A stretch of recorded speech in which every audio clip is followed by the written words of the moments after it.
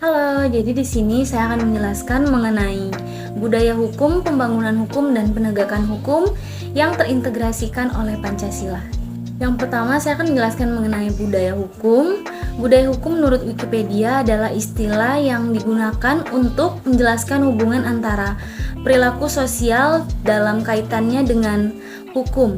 Dan secara akademis, budaya hukum mengkaji peran dan aturan hukum dalam suatu masyarakat. Sementara itu, Muhammad Sudirman dalam jurnalnya yang berjudul Budaya Hukum dan Implikasi Terhadap Pembangunan Hukum Nasional menyatakan bahwa budaya hukum adalah tanggapan umum yang sama dari masyarakat tertentu terhadap gejala-gejala hukum. Tanggapan itu merupakan kesatuan pandangan terhadap nilai-nilai dan perilaku hukum.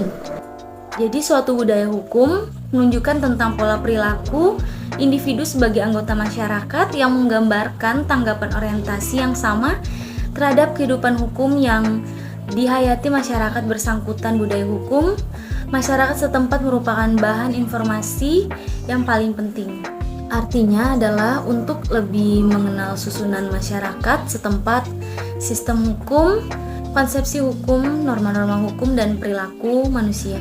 Budaya hukum bukan merupakan budaya pribadi, melainkan budaya menyeluruh dari masyarakat tertentu sebagai satu kesatuan sikap dan perilaku. Oleh karenanya, dalam membicarakannya, budaya hukum tidak terlepas dari keadaan masyarakat. Budaya hukum merupakan tanggapan yang bersifat penerimaan-penerimaan atau penolakan terhadap suatu peristiwa hukum yang menunjukkan sikap perilaku manusia terhadap masalah hukum dan peristiwa hukum yang terbawa ke dalam masyarakat. Contoh budaya hukum di Indonesia yang dapat diterapkan dalam kehidupan sehari-hari adalah yang pertama, jika memanggil orang yang lebih tua tidak boleh memanggil dengan nama. Yang kedua, jika ingin bersalaman atau menerima harus menggunakan tangan kanan. Yang ketiga, tidak boleh berkata kasar kepada orang lain.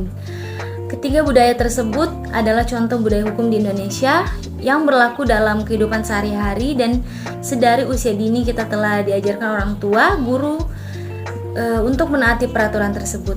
Selanjutnya saya akan menjelaskan mengenai pembangunan hukum. Pembangunan hukum merupakan tindakan atau kegiatan yang dimaksudkan untuk membentuk kehidupan hukum ke arah yang lebih baik dan kondusif. Sebagai bagian dari pembangunan nasional, pembangunan hukum harus tetap terintegrasi dan bersinergi dengan pembangunan bidang lain, serta memerlukan proses yang berkelanjutan. Pelaksanaan pembangunan hukum tidak hanya ditujukan untuk hukum dalam arti positif yang identik dengan peraturan perundang-undangan, tetapi juga hukum dalam arti yang luas yang menunjukkan pada sebuah sistem yang meliputi pembangunan materi hukum, pembangunan kelembagaan, dan penegakan hukum. Dalam Rencana Pembangunan Jangka Panjang Nasional atau RPJPN 2005-2025, pembangunan hukum dilaksanakan untuk mencapai misi mewujudkan bangsa yang berdaya saing dan masyarakat demokratis berlandaskan hukum.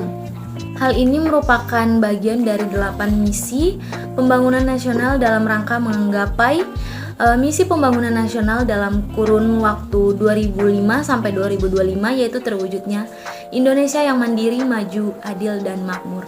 Pembangunan hukum dengan misi mewujudkan masyarakat demokratis yang berlandaskan hukum diarahkan pada yang pertama, terwujudnya sistem hukum nasional yang mantap yang bersumber pada Pancasila dan Undang-Undang Dasar NRI tahun 1945 yang mencakup pembangunan materi hukum, struktur hukum termasuk aparat hukum, serta sarana dan prasarana hukum. Yang kedua, terwujudnya masyarakat yang mempunyai kesadaran dan budaya hukum yang tinggi dalam rangka mewujudkan negara hukum. Dan yang ketiga, terciptanya kehidupan masyarakat yang adil dan demokratis. Selanjutnya saya akan menjelaskan mengenai penegakan hukum yang terintegrasikan oleh Pancasila. Pancasila adalah Volksgeist atau jiwa bangsa yang menjadi ideologi dalam berbangsa dan bernegara.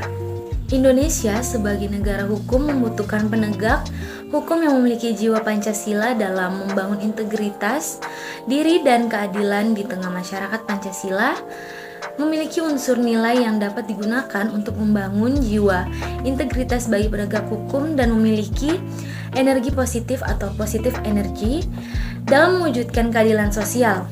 Adapun peran Pancasila dalam meningkatkan integritas penegakan hukum adalah dengan mendorong aparat-aparat penegak hukum dalam menghayati, menggali, mencari, dan menemukan nilai-nilai yang terdapat di dalam jiwa masyarakat agar tercipta keadilan yang bukan hanya keadilan hukum semata, melainkan juga keadilan sosial, yaitu keadilan yang menghormati kesetaraan antara manusia dengan manusia lainnya dalam masyarakat. Tanpa landasan Pancasila, penegakan hukum dan konstitusi akan menghadapi kendala sehingga menghambat tujuan pendirian dan penyelenggaraan negara untuk mewujudkan masyarakat yang adil dan makmur. Terdapat beberapa permasalahan dalam penegakan hukum dan konstitusi yang kemudian menjadi tantangan bagi para aparat negara. Permasalahan tersebut terkait dengan tingkat kedewasaan berpolitik, kalangan elit yang rendah, penegakan hukum yang sering mengabaikan nilai moral dan etika, serta politisasi aparat penegak hukum yang merusak integritas. Adapun permasalahan lain yang muncul yakni lemahnya pemberantasan korupsi, konflik antar institusi penegak hukum, serta pemberendelan media tanpa prosedur hukum yang jelas. Dan hal inilah yang menjadi tantangan penegakan hukum dan konstitusi ke depan. Penegakan hukum saat ini cenderung bernuansa politis dan berpandangan pragmatis karena tercemar politik praktis yang mulai memasuki sendi-sendi penegakan hukum di Indonesia. Sekian penjelasan dari saya Mirella J. Fidelia, sampai jumpa.